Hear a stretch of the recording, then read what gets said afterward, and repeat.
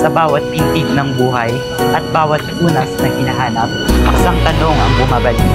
Bakit nga ba mahalaga ang wikang dapat na iintindihan ng lahat? Sa larangan ng medisina, ang Filipino ay hindi lang salita. Ito'y tulay, gabay at sandatang nagbibigay buhay. Tara, tuklasin natin kung paanong ang wika ng bayan ay nagiging gamot na tunay. Sa medisina, ang bawat salita ay mahalaga.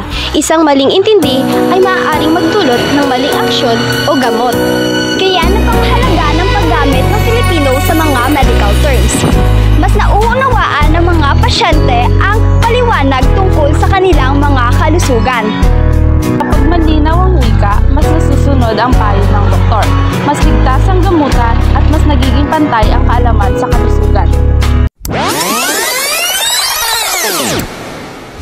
Uy, alam niyo ba, minsan, ang hirap intindihin ang sinasabi ng mga doktor. English sila ng English, ang lalalim pa. Kaya nga paano na lamang yung mga taong hindi nakakaintindi ng English? Kawawa nga minsan yung iba kasi nahihirapan sila sa mga reseta ng gamot at hirap silang makasabay sa doktor. Kaya napakahalaga talaga ng wikang Filipino sa larangan ng medisina para hindi na mahirapan pa ang mga pasyente na sundan ng mga doktor. Alam mo kung anong nagpapahirap sa med school? Ano? Yung medical terms, ang arte, kaya tayo lalong nahihirapan. Actually, oo nga no, diba, imbes na sabihin na singaw, kailangan after stomatitis. Nosebleed, no. Epistaxis. Stroke, no. Cerebrovascular disease, heart attack, no. Myocardial infarction, nahihilo pag biglang tumatayo. Orthostatic hypotension, umiiyak. Lacrimation, brain freeze. Sphenopalatine ganglion neuralgia, bato sa abdo. Cholelithiasis, kumukulo ang tiyan. Borborygmi, kuliti. Hordeolum, tutuli. Cerumen, kinilabutan. Horripilation, ingrown. Uy, tama na, hindi ko na kaya. Ingrown. Okay. Onychocryptosis. Uy, hindi ko alam yun Oh, last, nilalagnat. Pyrexia. Pinaka-last, hangover. Vasalgia. Pack. Of course. Almoranas o hemorrhoids, isang minuto lamang to, huwag mo munang scroll. Hindi po lahat ng almoranas pare-pareho ng sintomas. Meron tayong dalawang klase niyan, internal and external hemorrhoids. Kapag ka internal hemorrhoids, hindi nyo usually nakikita o nararamdaman yan. Pero kapag ka nag-strain kayo, po pwede magdulot ng pagdurugo. Kapag ka kayo dumudumi, po pwede rin po sa toilet paper, makakita kayo ng bright red blood.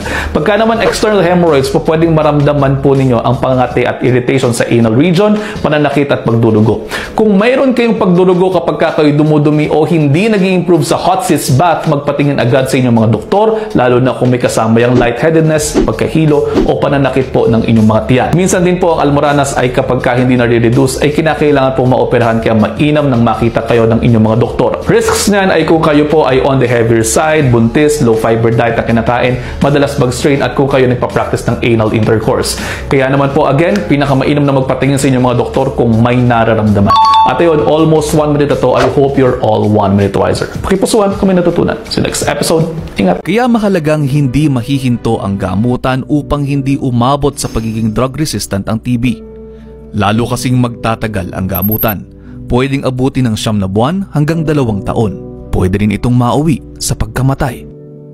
Gaya ng dati, hindi rin natapos ni JM ang 9 na buwang gamutan. Ang nasa utak ko kasi that time, kailangan ko talagang kumita ng pera.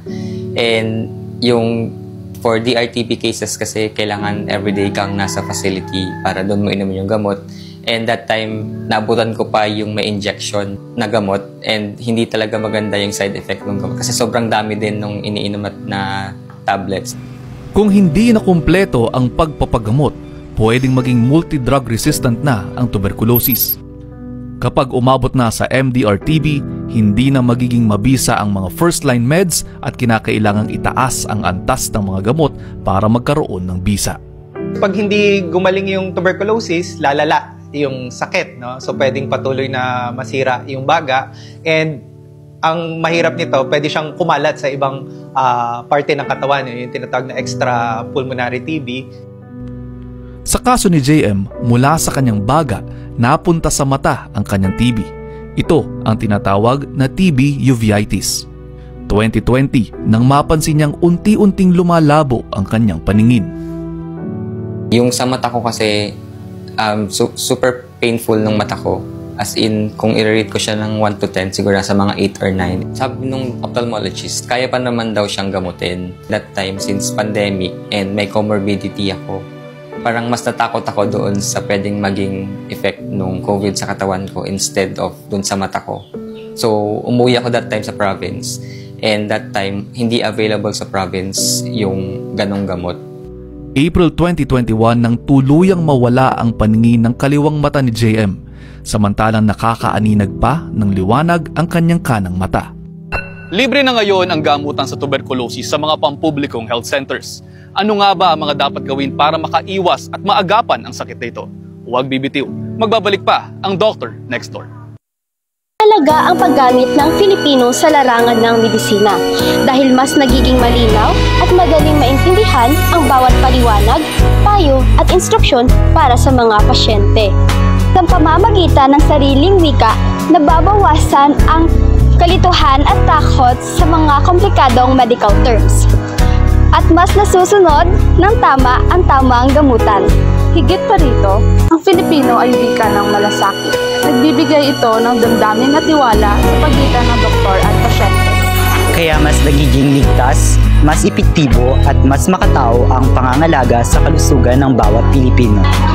At ako si Prince Darren Ernesto. At ako naman si Francesca Faith Amenia. At ako naman si Kay Moriel Atales. At ako naman si Crizella Sayan. At kami ang Pangkat Una. At ang aming topiko ay ang paggamit ng wikang Filipino sa larangan ng medisina.